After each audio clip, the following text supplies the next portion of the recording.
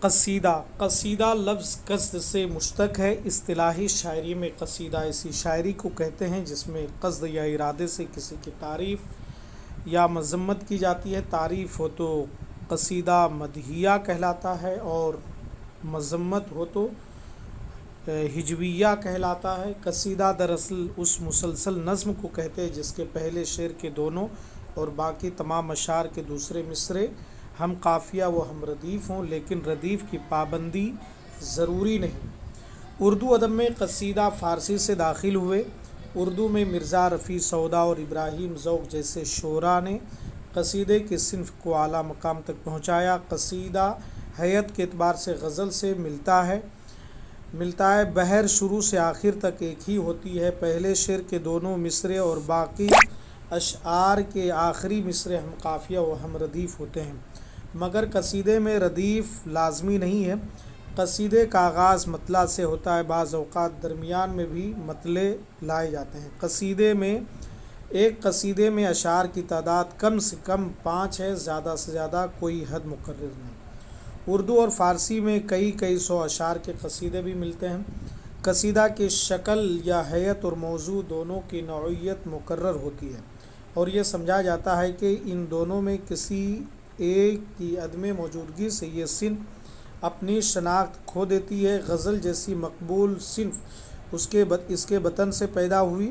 قصیدہ عربی زبان کا لفظ ہے جس کا معنی ہے گاڑھا مغز۔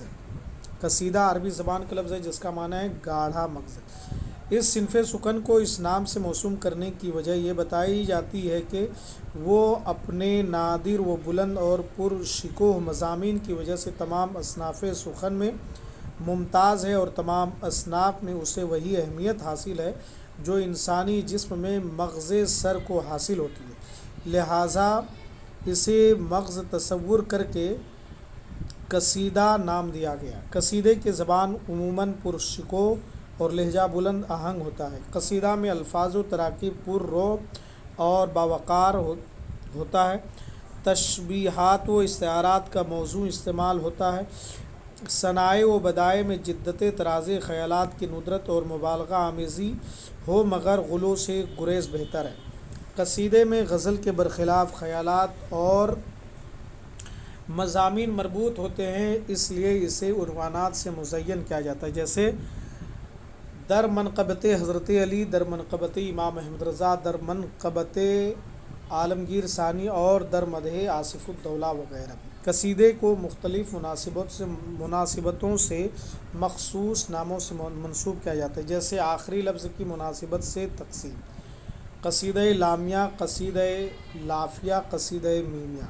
ظاہری شکل کے لحاظ سے جیسے کہ تمہیدیہ، خطابیہ، وعظیہ، مدحیہ، ہجویہ، بیانیہ، بہاریہ، عشقیہ۔ تشبیب کے مطابق تصبیب: بہاریہ، عشقیہ، حالیہ، فخریہ، دعائیہ۔ اجزائے ترکیبی یعنی کہ قصیدے کے اجزائے ترکیبی: تشبیب، گریز، مدح، عرض مطلب دعا۔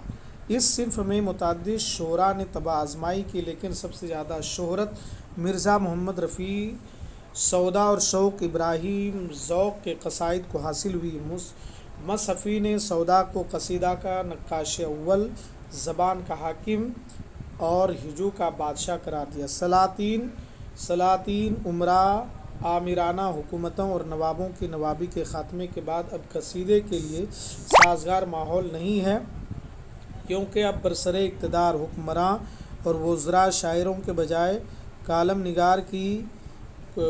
نگار کی سرپرستی کرنے لگے۔ اب ہر اخبار میں کوئی نہ کوئی قلمکار کسی نہ کسی کی مدح اور قصیدے خوانی کر رہا ہے، اس لیے رائج صنف کی حیثیت سے قصیدے جیسے اہم صنف کا خاتمہ ہو گیا۔ دوستو، یہ ہم نے قصیدے کے متعلق چند باتیں لے کر کے آپ کے سامنے حاضر ہوا۔ اگر آپ کو چینل پسند آتا ہے تو آپ ہمارے چینل کو سبسکرائب کیجئے، لائک کیجئے اور اپنے دوستوں کے ساتھ میں شیئر کیجئے۔ شکریہ۔